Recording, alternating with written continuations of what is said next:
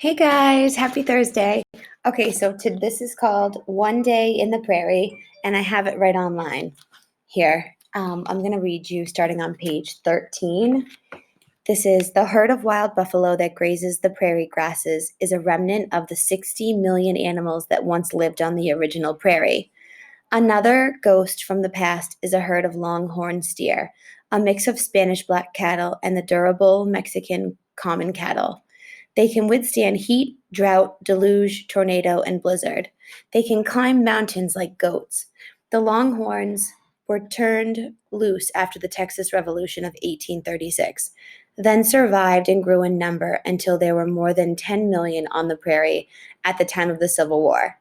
But the armies needed food. Cowboys rounded them up and drove them to the railroad heads in Oklahoma and Kansas. By 1900, the Longhorns were almost extinct. Only a few remained on private estates and ranches. 20 years passed before a bull and several cows were brought to the wildlife refuge and set free to multiply.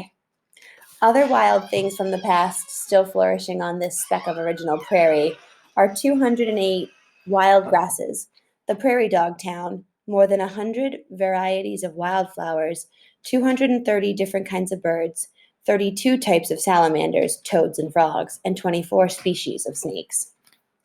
This is chapter 3.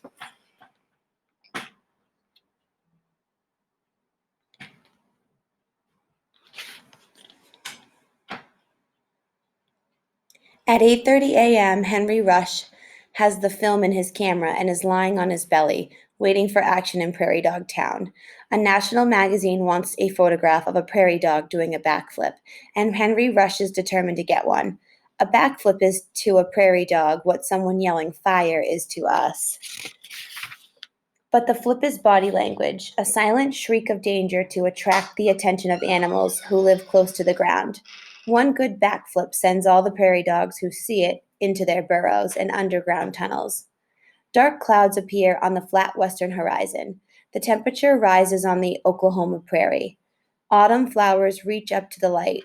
Hot and cold air mixes in the distance and spiral into black thunderheads.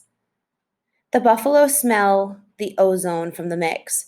Their hoofs click. Dust rises. The boss bull stops eating. He rechecks his herd's escape route through Prairie Dog Town.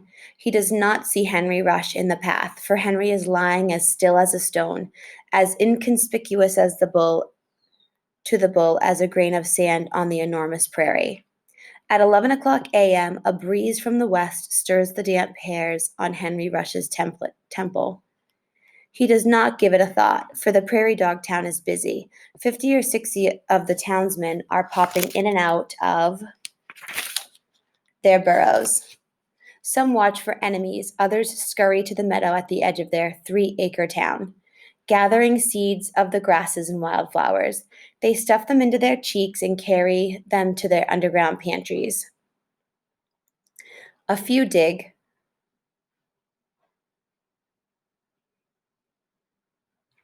Underground pantries. A few dig, shooting dirt high into the air as they mend or improve their miles of tunnels. The sentinels sit on 12-inch high cones of dirt, their front paws folded on their chests. They look like small tree stumps as they scan the grass, the sky, the earth, watching for eagles and coyotes and hawks and weasels and minks and people. No matter what the job, gatherer, housekeeper, or sentinel, all the prairie dogs bark to each other as they run about, hence their name, prairie dog, rather than prairie squirrel, which would be more correct. They are not dogs. Red Dog whistles with the shrillness of a policeman's whistle, jumps into the air, and bends backwards so that his head nearly touches his rump. Then he falls to the earth.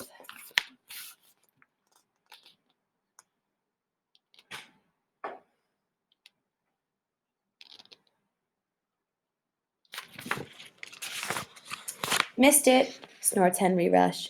Missed the quintessential picture of the backflip. He snaps his fingers, then looks for the source of the danger. There is much for a prairie dog to be worried about.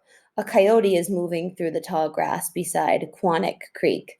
An elk whose huge platter-sized hoofs can smash a prairie dog cone to dust is standing under a pecan tree not far away.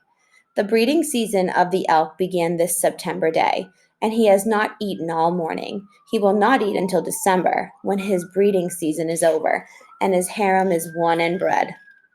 The magnificent bull elk bellows.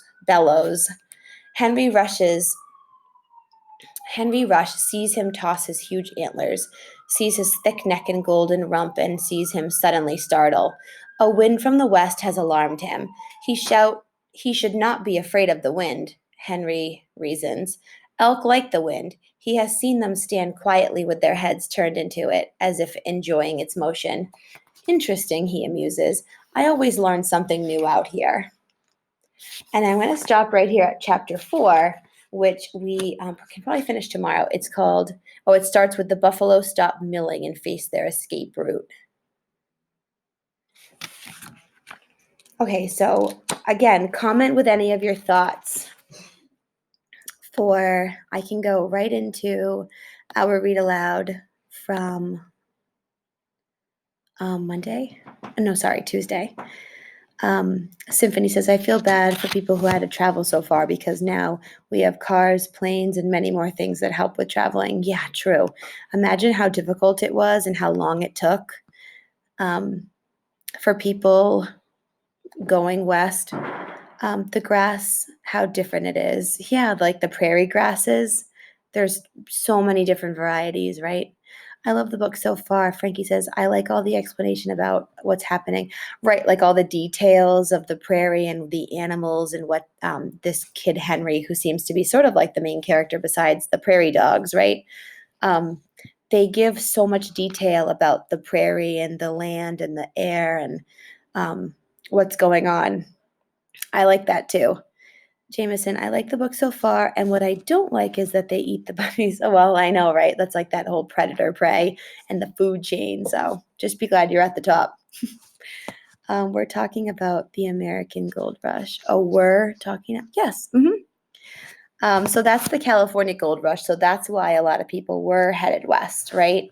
And I know you guys learned more about that, I think today, right? Maybe that was Tuesday. That was also Tuesday. But then today you had a continuation of that gold rush questions if you hadn't read that article yet and answered those questions. Oh, and I know people were having trouble. I've been having trouble with my internet too. So if there's stuff that's like going on that normally doesn't happen, like if you can't edit a document, I know some people were able to do it and some people weren't. Don't worry about it. Just write it down somewhere or type it up on something else and just send it to me in an email. I can check you off as completing the assignment that way, okay? So give me some comments about how you feel about chapter 3 there. It started with Henry Rush has the film in his camera and is lying on his belly waiting for action in Prairie Dog Town. A national magazine wants a photograph of a prairie dog doing a backflip, and Henry Rush is determined to get one.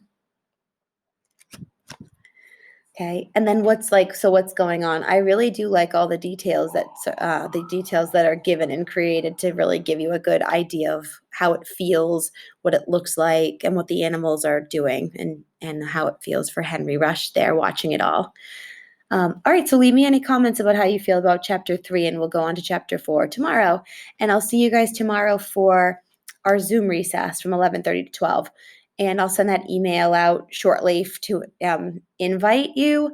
Just click yes so that I can see that you're all getting it. And then I'll post on the stream the meeting link because I know that some people were looking for that last week and I didn't have it on the stream. I just had it in your emails. So I'll post it on the stream too. All right, so be looking for that. I miss you guys so much. I hope you're enjoying the heat that's out there. I know it feels like summer. So these are probably the days where we're glad we're not in the classroom because it's probably so hot in there. All right, you guys, I'll talk to you tomorrow. Bye.